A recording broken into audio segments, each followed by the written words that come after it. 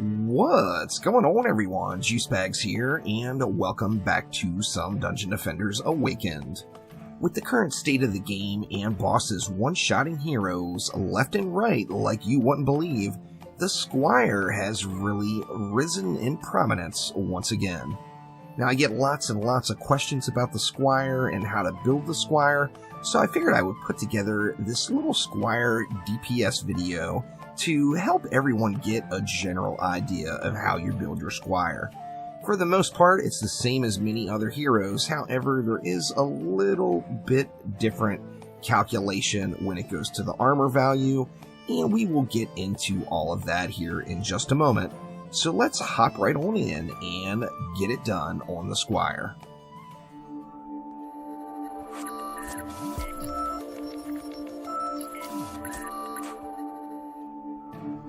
Now, first off, with the Squire, there's basically two general ways to play it. You can play the Squire with a genie and keep 100% uptime on your Blood Boil. That will allow you very nice sustained DPS that also gives you 100% uptime on your Circular Slice if there are enemies present. Now, the downside with this build is to really maximize and have a mean Circular Slice and have that Blood Boil so that it's just jacking your damage up. It is gear dependent, and you are going to need a weapon from the Throne Room boss, the Goblin Mech, in Massacre difficulty. The Protean Slicer is the weapon of choice that you will without a doubt want on your Squire. Now, the other way to play the Squire is with a damaging pet, and there's big benefits to this. First off, you actually get higher burst damage while your Blood Boil is active, but you don't get 100% uptime on your Blood Boil. Currently, the Blood Boil ability from the Squire is the highest damage scaling in the game for a pet. So a pet is going to get the biggest bang for your buck playing on the Squire versus any other hero. Now, the big positives about playing with a DPS pet is, first off, there's really no gear requirement. The only requirement is that you get a decent damaging pet. This, of course, is going to be dependent on which tier you're in. Obviously, you're not going to get something with this many upgrades on it in, say, Insane mode, but you're also not going to need the amount of damage that this pet puts out in Insane mode. So any damaging pet is going to work on the Squire. For the most part, the go-to damaging pets are going to be the Steam Robot, which I really like to use. The Monkey King is a very valid damaging pet. The Etherean is also an awesome pet to use. The Ramster definitely wrecks it up. And the Dragon Pet. Now, the Griffin, of course, is a damaging pet. The Paddle Ball is a damaging pet. The Mega Chicken is also a damaging pet. However, these pets just don't get the job done like these other pets are going to do. Now, as I mentioned, I personally prefer the Steam Robot. The Steam Robot does a very nice cleave, so it is doing its damage to everything in the melee range of your target, which is just awesome, making the Steam Robot really a go-to pet. The Steam Robot can be acquired on the Lava Mines survival map for reaching Wave 15. So if you get to Wave 15 on Lava Mines, the victory chest at the end of Wave 14 is guaranteed to include a Steam Robot pet. And then, of course, you can get a higher quality version of this as a random pet drop from the Demon Lord in Alchemical Labs. So the best place to get this pet, no matter where you're at in difficulty, is going to be the Survival Alchemical Labs on the difficulty that you're doing to get yourself a Steam Robot. Now, of course, it's guaranteed from Lava Mines. It's not guaranteed from Alch Labs, but Alch Labs is going to give you the better pet overall. Now, taking a look at the gear, it follows really the same rule as every DPS piece of gear. Vitality, Attack, Casting, Skill, Boost. You want these 5 attributes on every piece of gear that you can, And if you get these 5 attributes on all of your gear, you're going to have a pretty darn good set. Skipping just one of the stats is going to kind of make it a deal breaker.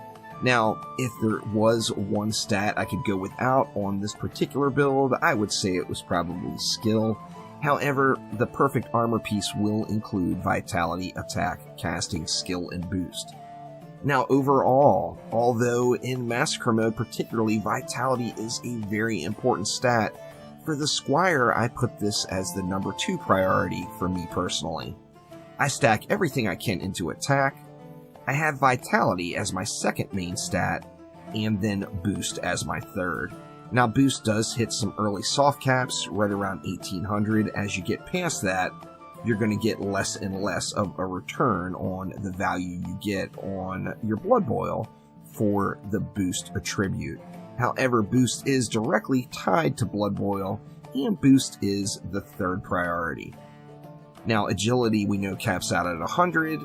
Casting and skill, although I do want pieces of armor with those items on it, they're not as important for me. Same thing here, you're going to have very low diminishing returns, and just having the raw stats from casting and skill on your armor is going to be good stuff. Now, you do something a little bit differently with the armor value on the Squire, and that is going to require a little bit of math. Now, basically, you want to get to 137% total armor in Nightmare or above.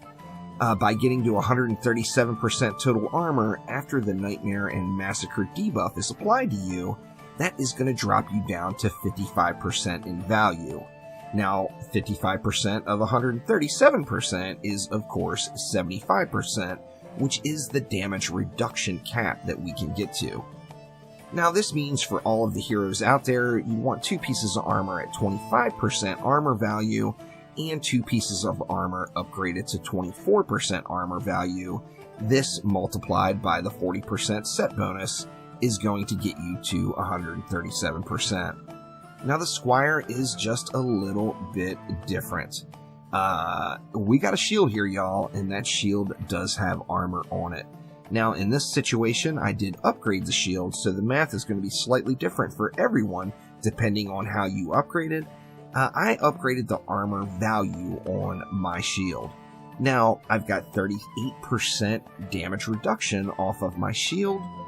Now, this means I need to get to what? Well, if our main goal is 137%, 137% minus 38% means I need to get to 99% additional armor value on my armor pieces with the set bonus included.